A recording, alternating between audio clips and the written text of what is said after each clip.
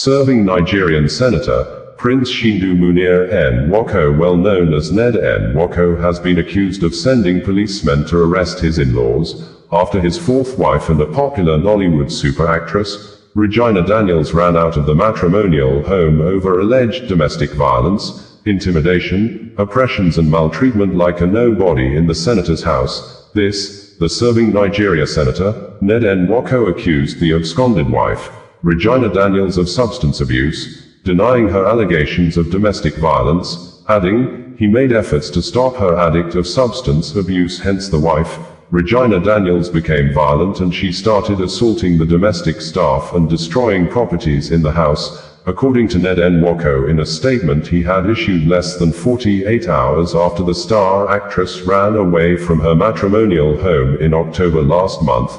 While I took Moon to the hospital, a scene of chaos unfolded at home, orchestrated by Sammy, Regina's main drug supplier.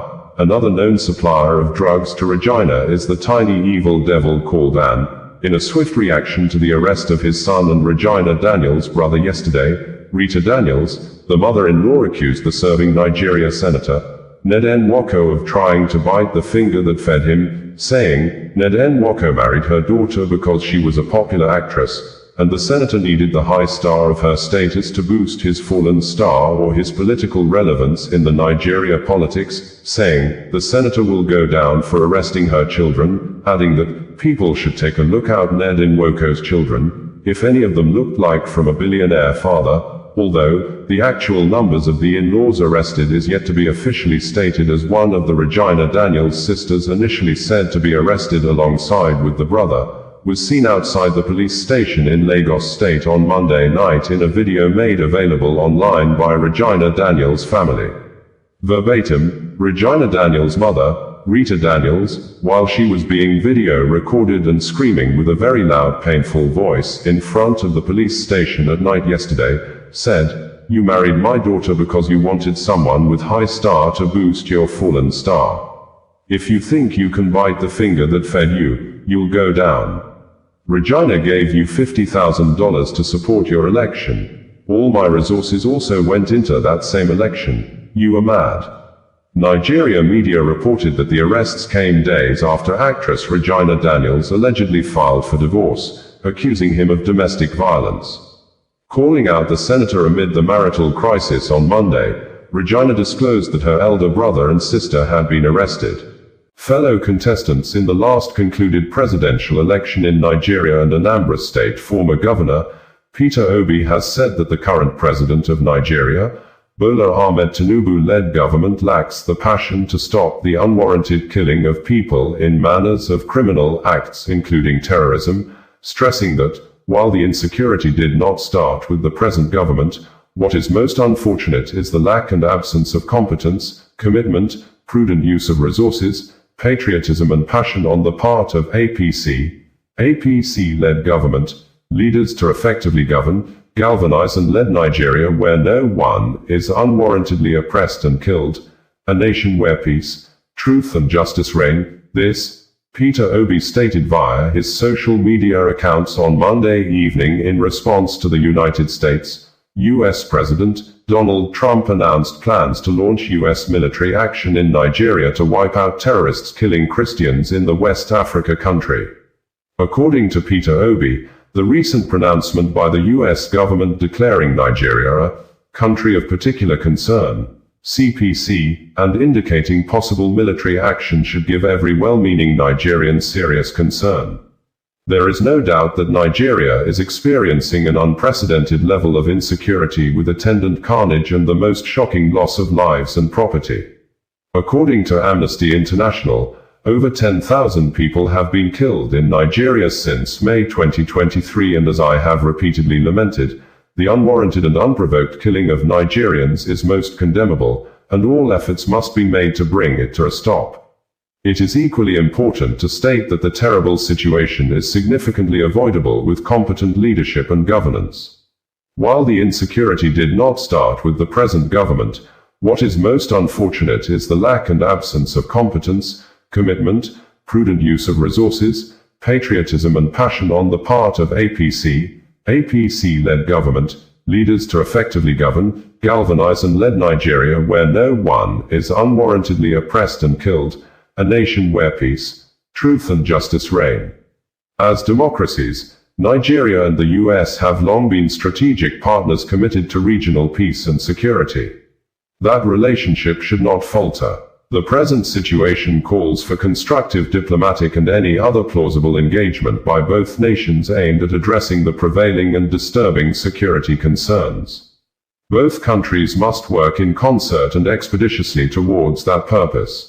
Peter Obi had earlier on October 28, 2025 condemned the Nigeria government over rise. Barrister Jefferson Uwoghiren, a human rights lawyer and a political activist, has said, "Nothing wrong if it takes the intervention of the United States, US President Donald Trump to end the raging fires of insecurity, institutional wickedness and terrorism in Nigeria." The legal practitioner stated this in numbers of posts he published through his personal social media platform since President Donald Trump announced US intention to launch military action in Nigeria to wipe out terrorists killing Christians in the West Africa country, saying, "If America's saber-rattling military threat is the dirty water needed to flush this country clean, or quench the raging fires of institutional wickedness, insecurity, and terrorism, so be it."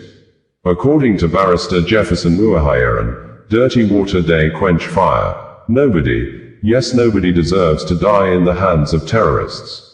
If it takes Trump's intervention to wake up disgraceful governments to act swiftly, vigorously, patriotically, and responsibly, so be it. The primary business of government is the safety and protection of the lives and properties of citizens, whether Christians or Muslims. If America's saber-rattling is the dirty water needed to flush this country clean, or quench the raging fires of institutional wickedness, insecurity, and terrorism, so be it. Now government way serious, citizens day loyal for. A country of concern to disgraced country. How did we get here? This is the lowest of lows in Nigeria-America relations. A country we ditched the UK for and adopted its system of government. Practically everything. This is not really about Trump. It's more about how we treat crime, punishment, and our bogus criminal justice system. The government has surrounded itself with fawning nincompoop and incompetent advisors who see national security only through narrow tribal prisms and ritualism, adept at creating enemies for the government instead of friends. No attempt at conciliative politics or national unity. Almost 3 years. There are no ambassadors to major countries. Our foreign policy chiefs are torn between transactional politics of financial safe havens or alignment with non-aligned low-energy Caribbean countries. Our domestic policy leans more towards appeasement of fading potentates rather than the enforcement of nation-building rules. We can't continue this way. Either we sit down and talk, or others will do the talking to us. A collapsed or exploding Nigeria is a threat to global peace and a humongous humanitarian disaster that must be avoided at all cost.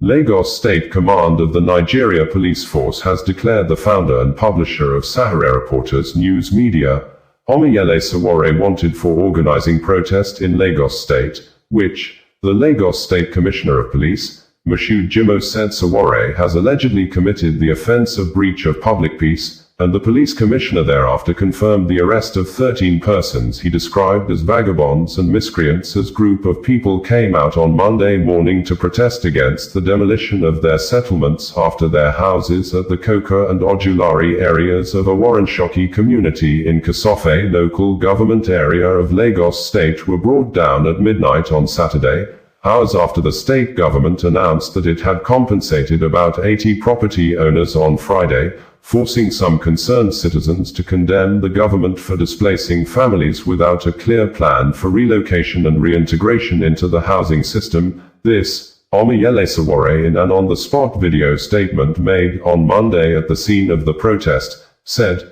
he could not come down from the vehicle because he had a privileged information that there was plans to kill him if he comes out openly during the protest. According to Sowore, the action of the police explained why President Donald Trump of the United States, US is considering military action in Nigeria because the US president has seen weak leadership and leaders do not mean well for the people. According to the Lagos State Police Commissioner, I hereby as the Commissioner of Police, Lagos State Police Command, declare Sawor wanted. I declare him wanted for causing disturbance of public peace and an act to commit a felony by planning and putting all the plans in motion to block the third mainland bridge to cause hardship for Lagosians and other Nigerians, more especially visitors, who are transients through this end.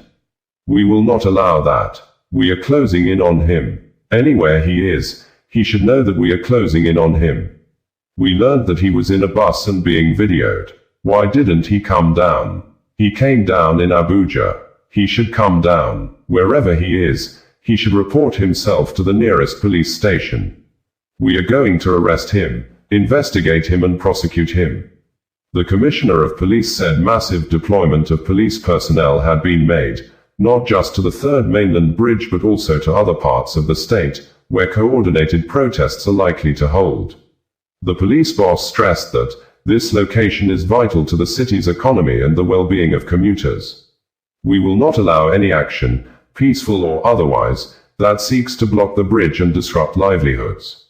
Any attempt to obstruct the third mainland bridge is a direct, Ogun State-born princess, Olatunji Munir has reacted over the description of Nigeria as a disgraced country by President Donald Trump of the United States, US, saying, "The greatest contribution the United States and its allies can make at this pivotal moment is to support the genuine democratic emergence of visionary, credible, and people-centered Nigerian leaders, not the preservation of a kleptocratic status quo that has entrenched poverty, division and despair, calling on the international community for the urgent need to uphold democracy and human dignity amid President Trump's plans to begin U.S. military actions in Nigeria to end the killing of Christians in Nigeria."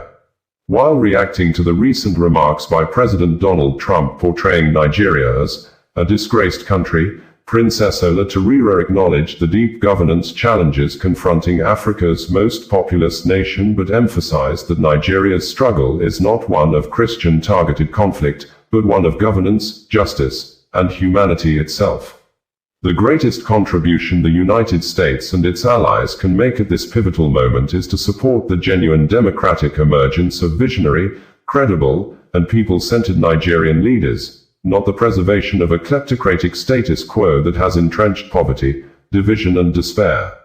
True partnership must empower integrity and merit, not those who have rigged themselves into power through corruption and coercion." Princess Olatunji called for global collaboration to restore faith in governance and strengthen democratic institutions, noting that Nigeria's stability and progress are critical not only for its citizens but for Africa and the world at large. Only through principled engagement and unwavering support for democracy can Nigeria's citizens rebuild their nation in peace and dignity, free from the devastation of renewed conflict. "I look forward to continued dialogue, progressive cooperation, and a shared vision for humanity," she concluded. "We have reported that President Donald Trump of the United States of America has placed U.S. soldiers on red alert for possible war in Nigeria. According to President Trump, the U.S. Department of War should prepare U.S. troops for possible military action in Nigeria if the Nigerian government continued to allow the killing of Christians. The U.S. troops may very well go into that now disgraced country, guns a-blazing, to completely wipe out the Islamic terrorists who are committing these horrible atrocities." This, President Trump issued on Saturday evening in line with Greenwich Meridian Time after President Bola Ahmed Tinubu personally signed a statement rejecting Trump's earlier claim on Friday. President Donald Trump of the United States of America has placed U.S. soldiers on red alert for possible war in Nigeria. According to President Trump, the U.S. Department of War should prepare U.S. troops for possible military action in Nigeria if the Nigerian government continued to allow the killing of Christians. The U.S. troops may very well go into that now disgraced country, guns a-blazing, to completely wipe out the Islamic terrorists who are committing these horrible atrocities. This, President Trump issued on Saturday evening in line with Greenwich Meridian Time after President Bola Ahmed Tinubu personally signed a statement rejecting Trump's earlier claim on Friday that Christians are being targeted and killed in Nigeria. Although President Bola Ahmed Tinubu disagreed with Trump, who had described the high level of insecurity in Nigeria as a religious war by Islamic terrorists against Christians, but some Nigerians quickly took to the comment section of President Bola Ahmed Tinubu post on X social media platform, and pasted a screenshot of a tweet published by President Bola Ahmed Tinubu on January 29, 2014, wherein President Bola Ahmed Tinubu apparently had long accepted and agreed that the insecurity in Nigeria is possibly a religious war against Christians in the West Africa country. Verbatim, in the tweet, Tinubu said, "The slaughtering of Christian worshippers is strongly condemnable. It calls to question the competence of Jonathan, then President of Nigeria, to protect Nigerians." This old statement by President Bola Ahmed Tinubu indicated that President Donald Trump of the United States of America may not be the first person to describe the insecurity in Nigeria as a religious war against Christian communities in the West Africa country.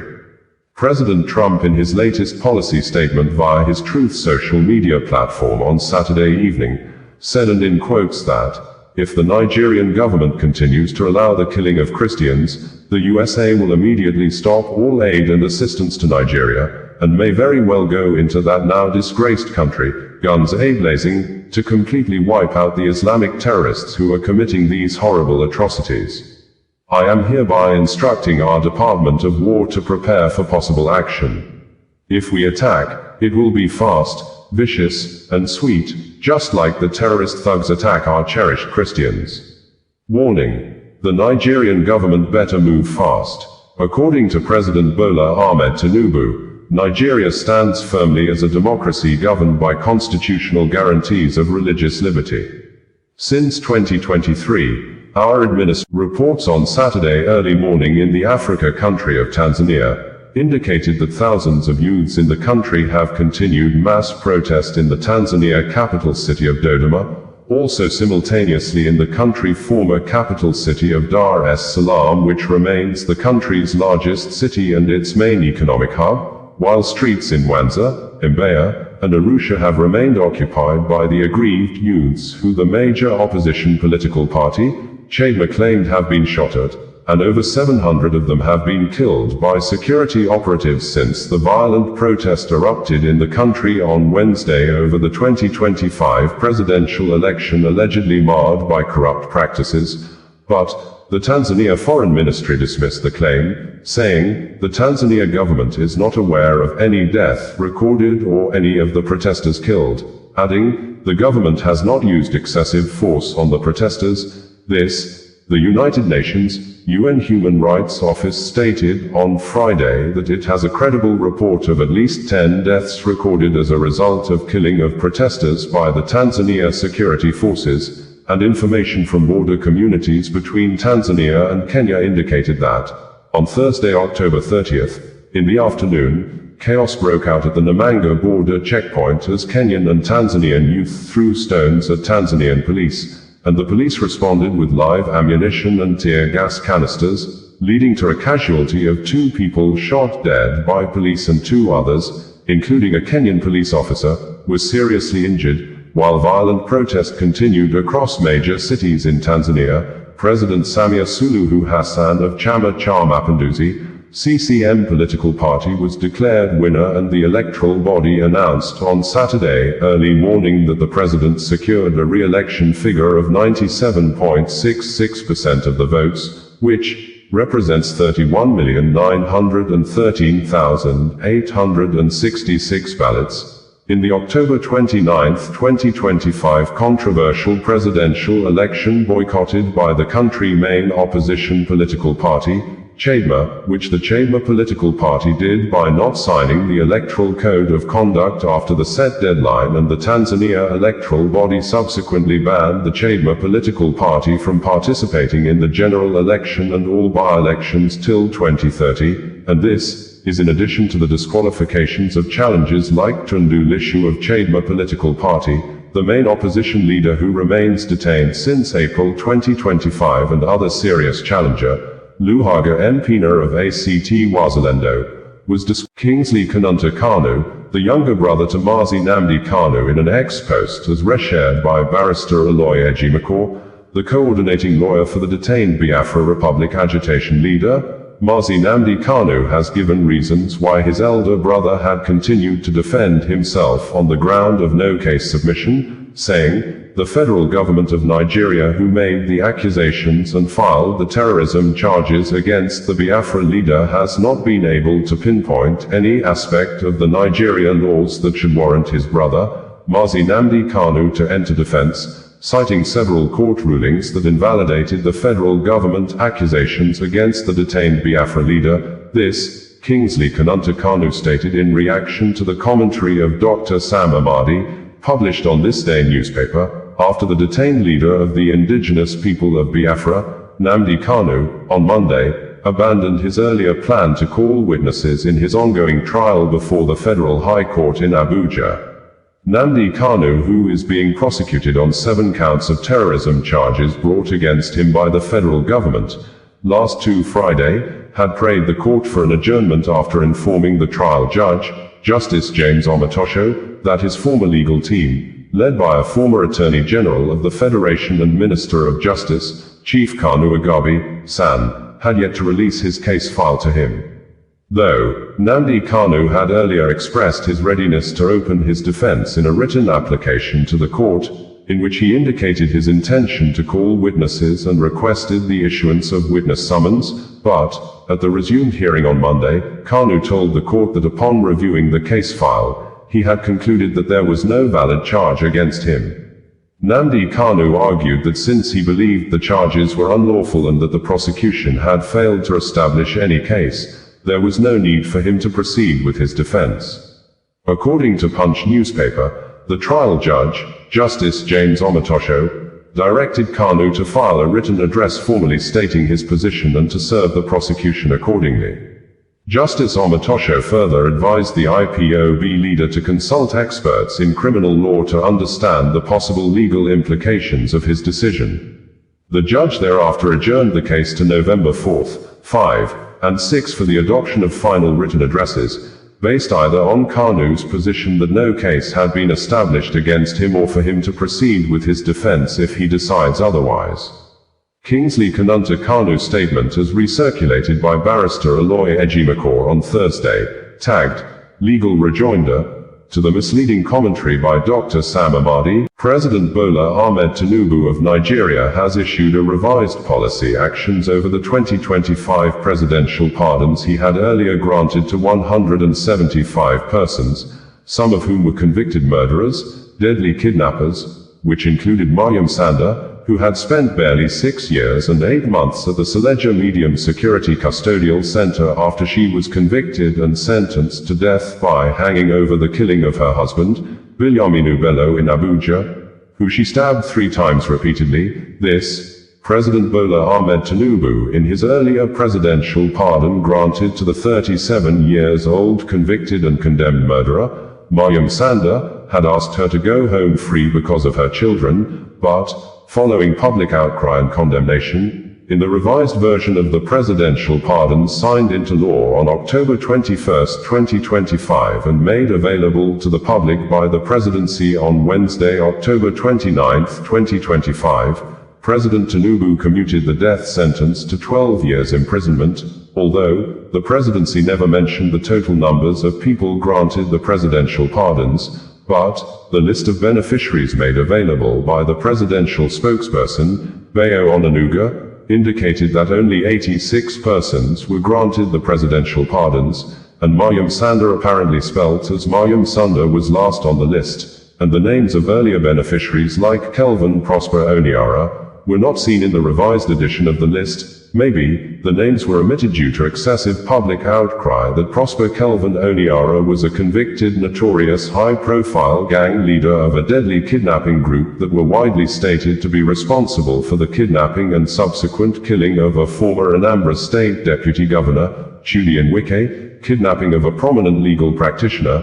Mike Ozekome on August 24, 2013 along Benin Auchi Road, and during the kidnapping operation, the gunman ambushed and killed 4 police officers including the divisional police officer, DPO of Ahor Division, who led the police team in an attempt to rescue Mike Ozekome. Outside that, the 44-years-old Oniara was also stated to be responsible for the kidnapping of a judge in the Edo State Judiciary.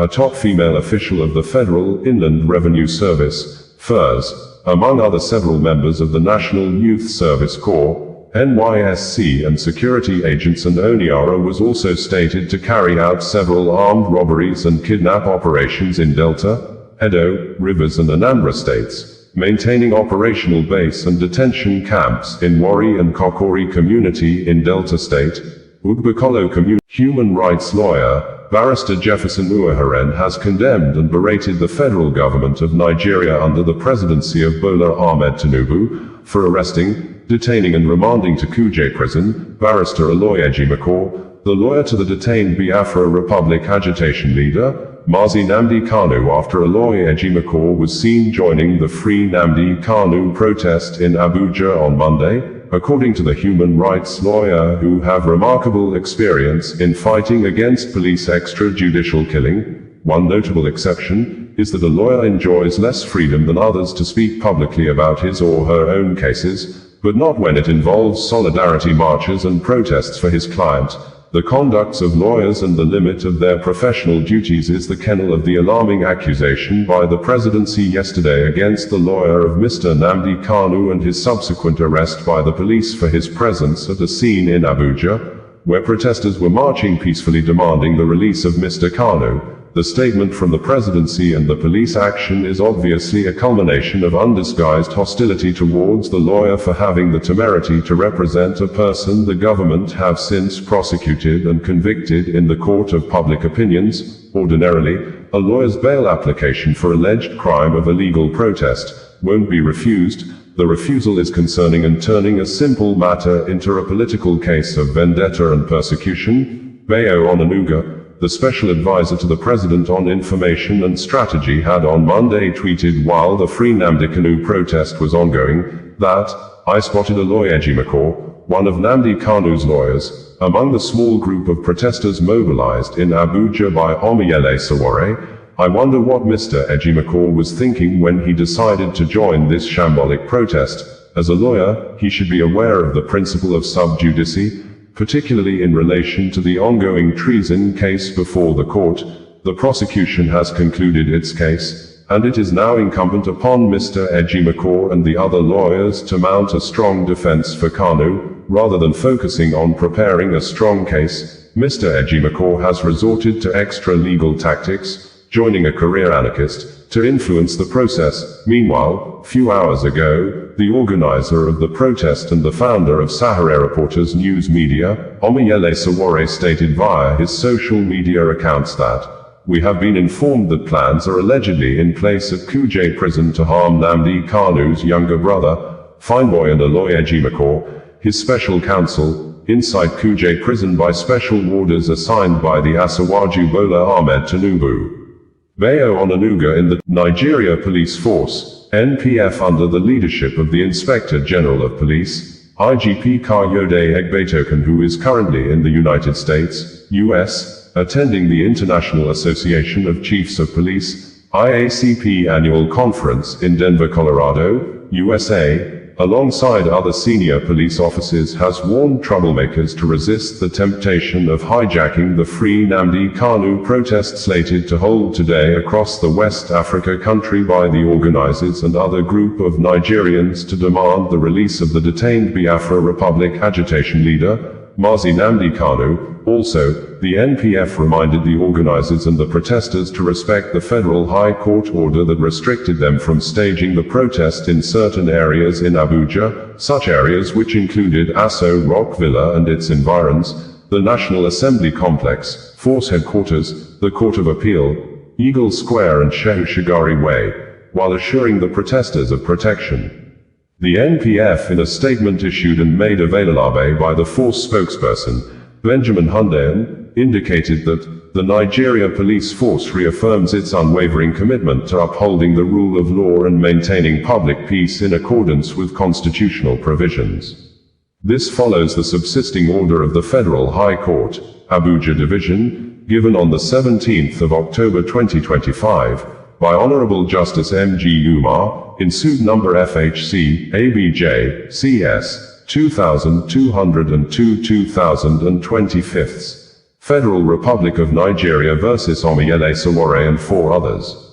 The order restrains the respondents and any other persons or groups acting under their instruction from staging protests within and around Aso Rock Villa and its environs, the National Assembly Complex, Force Headquarters, the Court of Appeal, Eagle Square and Shehu Shagari Way. In deference to the authority of the court and in line with the constitutional mandate of the police to enforce law and order, the force hereby calls on all groups, whether in support of or opposed to the ongoing agitation for the release of Mazi Nnamdi Kanu, to adhere strictly to the provisions of the court order. The directive remains binding and enforceable pending further judicial proceedings.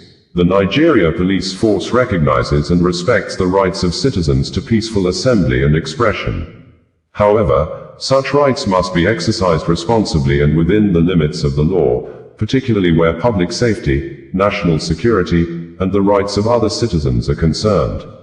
The court's intervention is therefore a safeguard, not a suppression, of constitutional freedoms. Founder of Sahara Reporters News Media and the organizer of the Free Nnamdi Kanu protest, Omiyele Sowore has refuted and debunked the reports circulating in some sections of the media that the Federal High Court sitting in Abuja has stopped the upcoming Monday, October 20th mass protest organized to demand the release of the detained Biafra Republic agitation leader, Mazi Nnamdi Kanu, saying, "The media report is false and a calculated attempt to distract members of the public from coming out to join the protest," adding, "Nnamdi Kanu is so sick that the people must come out now to set him free." The sickness as alleged by Omiyele Sowore apparently challenged the medical report issued by the Nigerian Medical Association, NMA, who had submitted its panel report before the trial court on Thursday that Nnamdi Kanu is fit to face trial, that the sickness is not life-threatening, but Punch newspaper reporter at the court on Thursday reported that it was the Department of State Services, DSS lawyer, who happened to be one of the parties in the dispute that presented the NMA medical report before the court. We are yet to ascertain the independency, fairness, objectivity, accuracy and transparency of the Nigerian Medical Association, NMA, in conducting the medical examination. In a statement on Saturday, Omiyele Sowore said, "The Federal High Court in Abuja has not stopped the proposed Free Nnamdi Kanu protest slated for Monday, October 20th, 2025. Contrary to the misleading claims being circulated by police lawyers and sections of the media, no order was granted restraining citizens from exercising their constitutional right to peaceful assembly." Justice Umar of the Federal High Court declined to issue any ex-parte order sought by the police to halt the nationwide protest altogether. What exists is a purported court order, obtained in chambers by lawyers of the police, which has not been served on anyone, asking that protesters not protest at Aso Rock Villa, National Assembly, Eagle Square, and a certain Shehu Shagari Way, the latest false claims designed to confuse the public and discourage participation. The protest date is sacrosanct. The movement is unstoppable. In another statement, Omiyele Sowore said, "I was deeply involved in the struggle for the validation of the June 12th election, and I remember vividly how the system operated back then, how they weaponized the judiciary to buy time, to deceive the public, and to justify injustice. They kept saying, Abiola's case is in court, using that as a shield for tyranny, until they eventually killed him a day before his supposed release. It was a well-orchestrated..." Bringing you the news in a more digital way.